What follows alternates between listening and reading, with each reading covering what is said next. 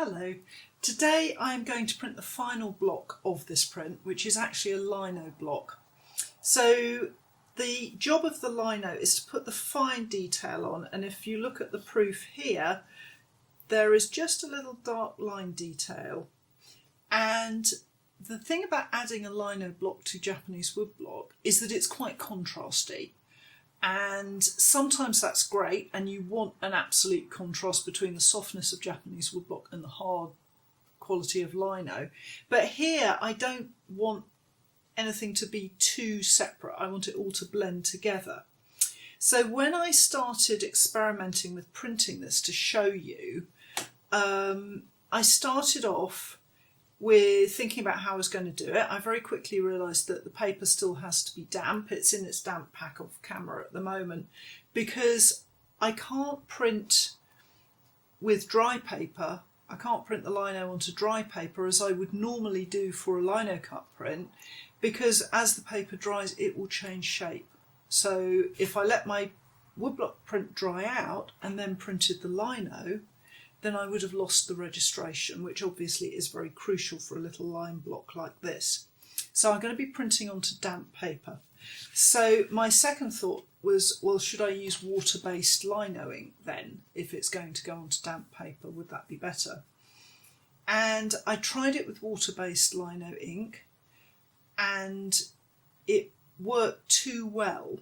It printed too clearly, too well, and it looked heavy. So I've decided to go with oil-based ink because the oil-based ink won't like the damp paper as much. It won't transfer as easily, so the end result will be more delicate. So I'm actually using the oil's disinclination to print onto the damp paper to my advantage. Now, if I put the thing through a press, it would probably print okay, but I'm going to hand print it so that I can control the printing and keep everything very delicate. Now, I cannot print onto lino, so here is my lino, with the watercolour and the rice mixture that I've been using to print the woodblock, because lino is resistant to water. I mean, it's a flooring, so it's meant to be resistant to water. And the watercolour just slides around on the top of it. So I can't use the watercolour rice mixture, and I'm going to go with the oil-based ink. So I have a dark brown ink here, and I'm just going to put a little bit out, and I want it to be barely there. Now, as you know, if you've watched any of my other films, I'm a great fan of extender, which is a medium for making lino ink transparent. However, if I'm doing fine line detail, extender is really difficult to handle because it makes the ink slightly stickier and harder to get an even layer. So what I'm going to do is I'm going to keep everything very delicate simply by having virtually no ink and rolling it into a really, really thin amount on the roller so it doesn't flood the block and get clumsy. I'm going to add a little bit of this stuff. This is Printmaker's Wax Dryer, and it's going to speed up the drying of this ink. In fact, it should be at about 4%. I've got way too much there, so let's just put some of that out of the way for later. So tiny bit of the dryer into the ink and a good mix. And I'm putting dryer into the ink to speed up the drying time. Otherwise, these dark colours, they can take a long, long time to dry, and I don't want that. So I'm just working that in. And because this is my last layer, it means that I can go straight from printing to drying. And how to dry the prints is something I'm going to show you in the final sort of film where I talk about the print. But for now, let's get this rolled out. So I have a nice soft rubber roller here. This is a Japanese rubber roller that I'm using.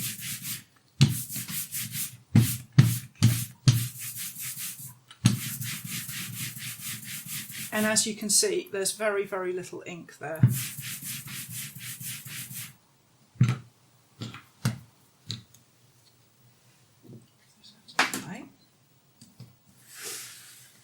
And I would rather have to print this block twice or even 3 times to build up the colour and take my time than slap a thick layer on and get it wrong. So let's see what we get.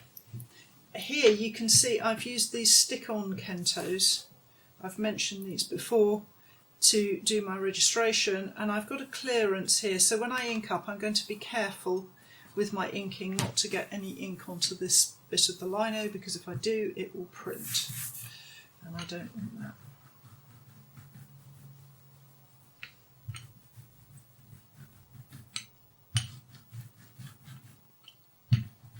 As I've been saying all along, it's just a matter of taking your time and being careful and thoughtful.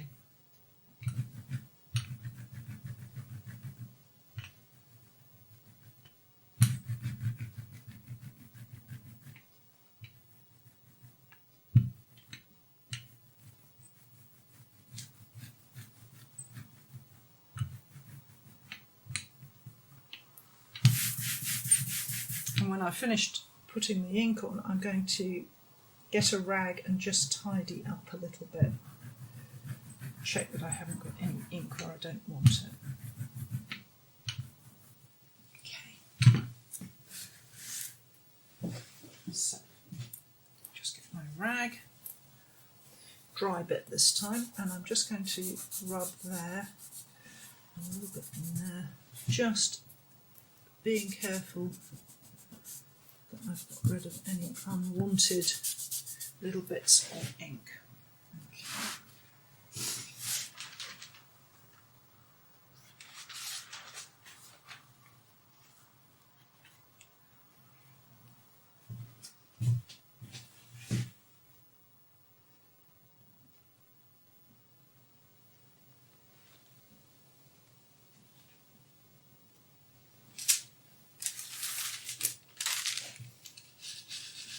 And because this is such fine detail, I can do the hand printing quite easily because I don't, again, need much pressure. The more detail the block has in it, the less pressure you want. So if this was a big flat sheet of colour I was trying to print with lino by hand, I'd be putting a lot more pressure on with my Baron.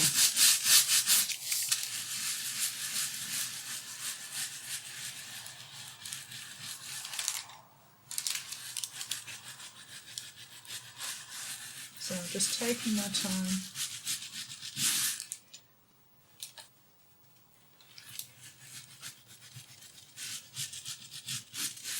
And just increasing my pressure where I think that I need to.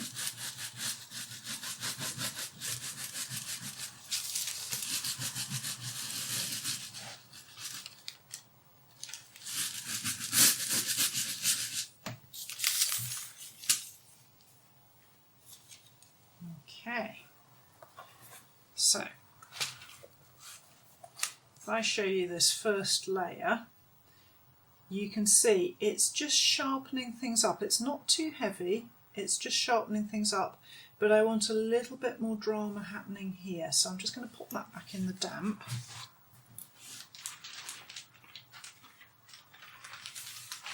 And it's subtle, but it's bringing it to life. And it's sometimes less really is more. You need to keep things subtle, but it's really makes the magic of the print. So this time I'm just going to put a touch of black in.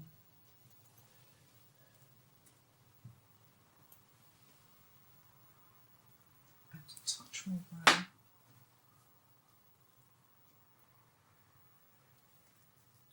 I think one of the things to take away about this series is that you really don't need very much of anything except time. And you need a lot of time and patience, but not very much in the way of sort of materials in terms of paint and ink and stuff like that.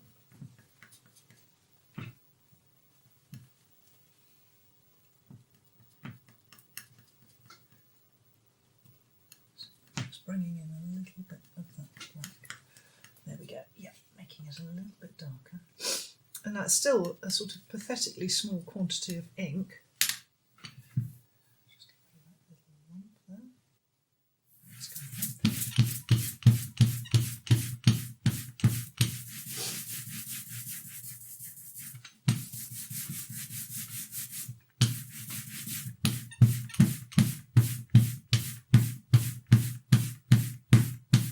And hopefully you can hear the thumping going on. That's because I keep lifting the roller so that I get a nice even coating. If you just move the roller back and forth like that, the whole disc doesn't get coated in ink. You need to lift it and put it down again for it to spin. There's a lot more detail about inking in the Lino with Laura series that I've done on YouTube. So, you know, if Lino cuts your bag, then do watch those because there's a lot more information there. Okay.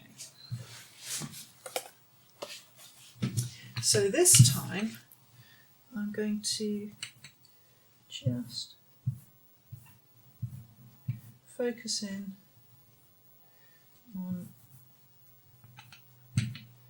bits here, and I'm actually going to do a little bit of wiping because I just want not to have this dark end with the, you know, where I put it down with the roller, it's going to be quite an abrupt end at the end of the roller. So I'm going to go to my rag and just make sure that I'm taking it away from anywhere that I don't particularly want it, and also just softening everything a bit.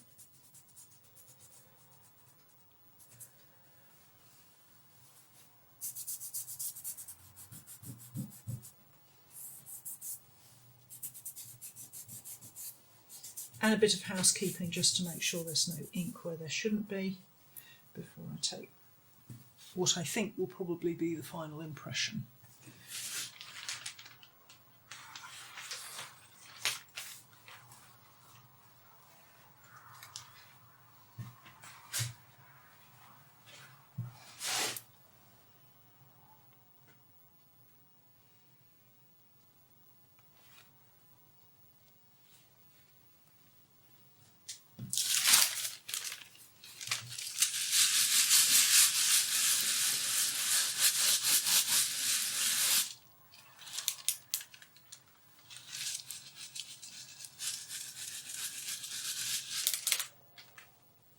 That's better, yeah.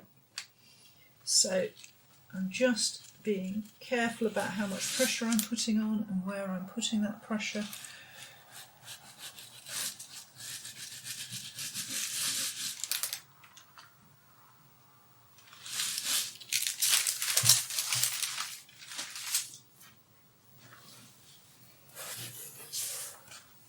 And that has just dropped a darker colour into here.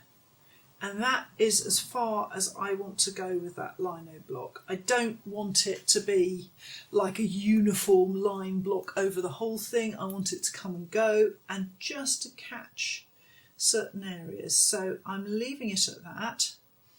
And in the final film in this series about the printing technique, I'm going to show you the finished print properly and show you how I'm going to dry it. So thank you for watching this, and I hope you'll join me for the next film.